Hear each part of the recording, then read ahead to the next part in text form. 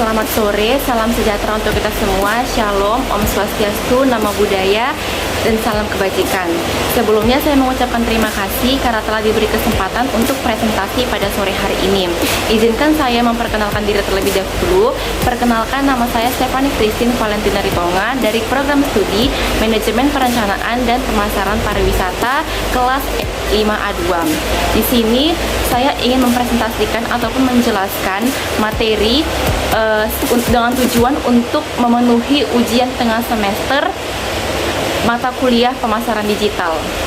Materi pertama yang akan saya jelaskan adalah bagaimana kelebihan dan kekurangan dari pemasaran digital dan pemasaran tradisional. Yang pertama, kelebihan dari pemasaran digital, yaitu pemasaran digital itu bisa menargetkan orang yang paling berpeluang untuk membeli barang dan jasa.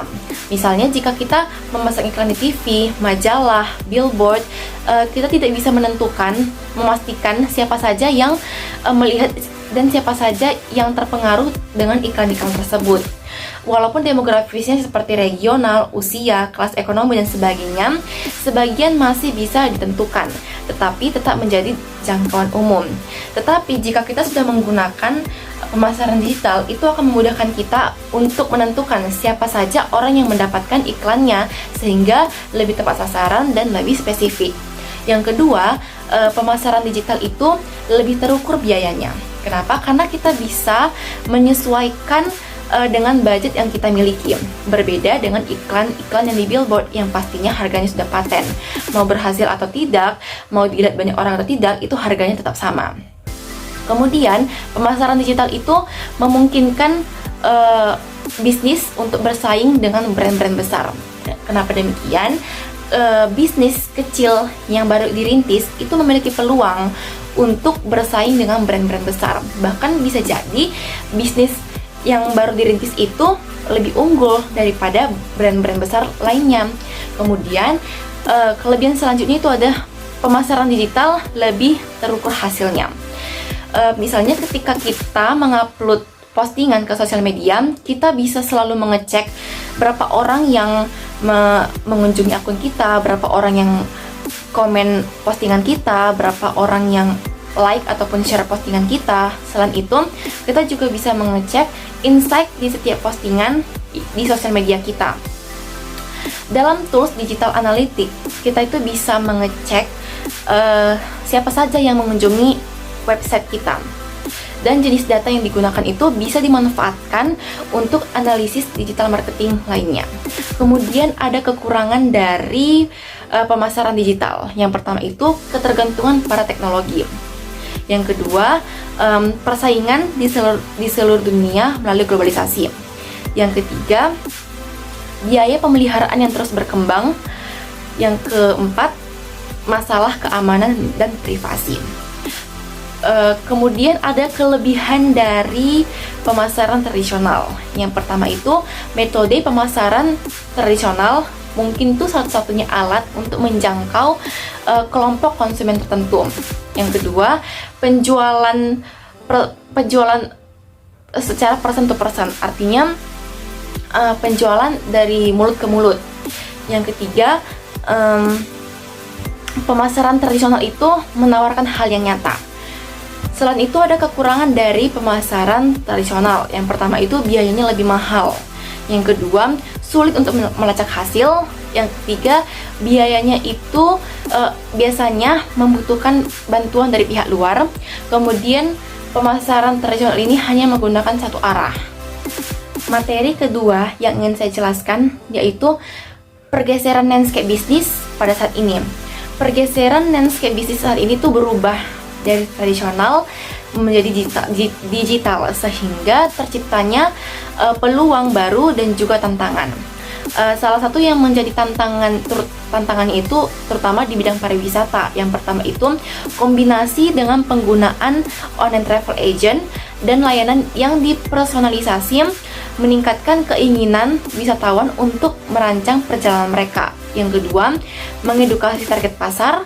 Yang ketiga, adanya penggunaan peralatan self-service yang dapat menghemat biaya tenaga kerja. Selanjutnya, materi yang ketiga yang akan saya jelaskan yaitu tentang penerapan inbound dan outbound marketing. Inbound marketing itu adalah cara pemasaran yang dilakukan untuk membantu calon konsumen menemukan bisnis atau perusahaan kita dengan mudah. Selain itu, inbound marketing juga merupakan komunikasi yang bersifat interaktif dan dua arah. Contohnya itu search engines, referrals, dan sosial media. Sedangkan outbound marketing itu pemasaran tradisional yang dapat ditemui dari berbagai macam media seperti radio, TV, majalah, koran, dan sebagainya. Nah, outbound marketing ini merupakan komunikasi yang hanya dilakukan satu arah. Materi keempat yang akan dijelaskan yaitu mengapa pemasaran digital masih sangat banyak digunakan saat ini.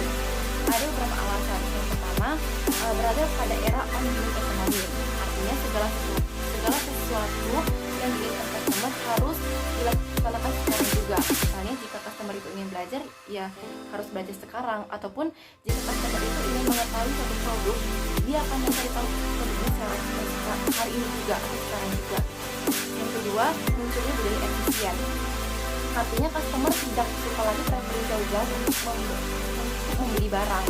Customer berusaha untuk membeli barang bukan pindah dari satu tempat ke tempat lainnya, tetapi bacanya lewat gadget. Dengan membandingkan harga lewat gadget, dengan menemukan produk yang terbaik lewat gadget, bahkan dengan membaca review lewat gadget, itu mereka sudah bisa melakukan keputusan yang tepat. Kemudian ada memudahkan karyawan untuk mendatangkan prospek. Digital marketing ini akan mempermudah karyawan untuk menemukan customer baru. Digital marketing juga akan mempermudah customer menemukan kita.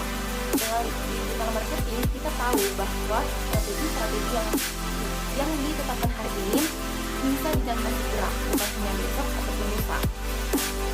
Kemudian digital marketing akan mempercepat banyak hal, seperti mempercepat pembayaran, mempercepat mendatangkan prospek, mempercepat menemukan customer yang tidak pernah dijangkau sebelumnya, ataupun mempercepat karyawan untuk belajar dan mempercepat untuk launching produk. Produk yang didesain dan dibangun tidak bisa hanya didapatkan lewat internal research dan development, tapi bisa juga outsource ke luar negeri. Dan kita itu tidak perlu bikin website di Indonesia menggunakan sumber dari Indonesia. Kita bisa menggunakan sumber daya orang asing yang mana dianggap bagus, dan segala sesuatu dipermudah lewat digital marketing. Kemudian munculnya budaya content consumption. Dari sini bisa diambil contoh seperti YouTube. YouTube itu mengukur berapa banyak watch time atau juga waktu yang dihabiskan oleh penonton. Semakin tinggi watch time, maka semakin banyak konsumsi. Semakin banyak konsumsinya, maka semakin suka mereka dengan produk yang kami miliki.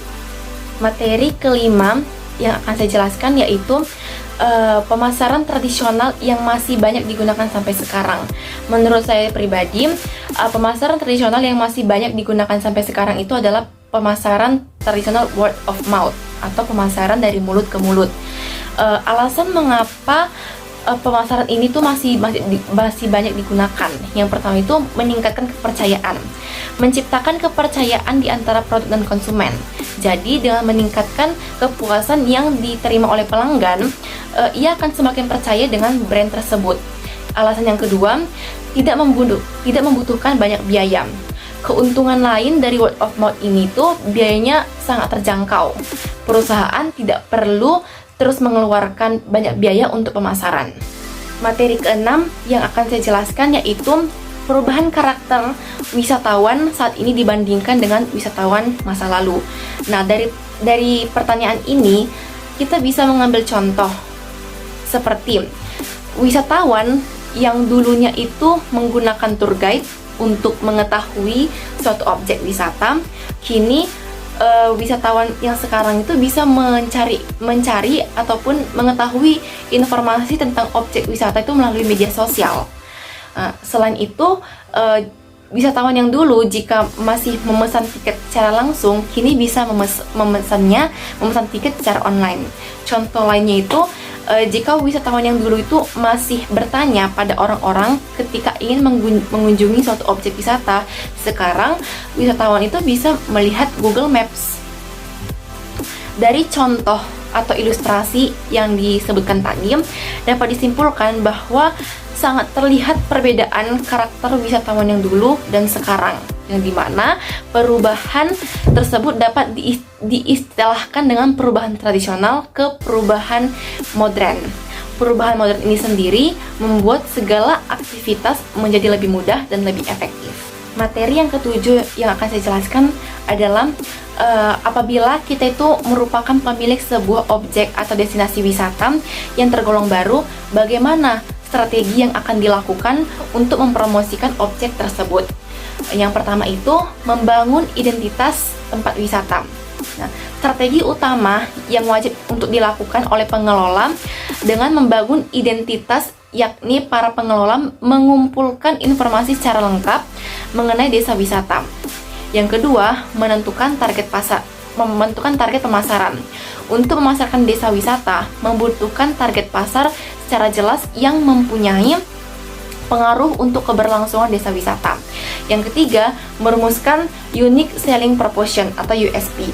USP sendiri ini adalah hal yang akan membedakan sebuah usaha atau badan usaha sebagai bentuk strategi pemasaran atas desa wisata. Yang terakhir, melakukan promosi di media online. Era digital telah membawa banyak kemudahan yang dapat dimanfaatkan oleh banyak orang untuk melakukan kegiatan promosi.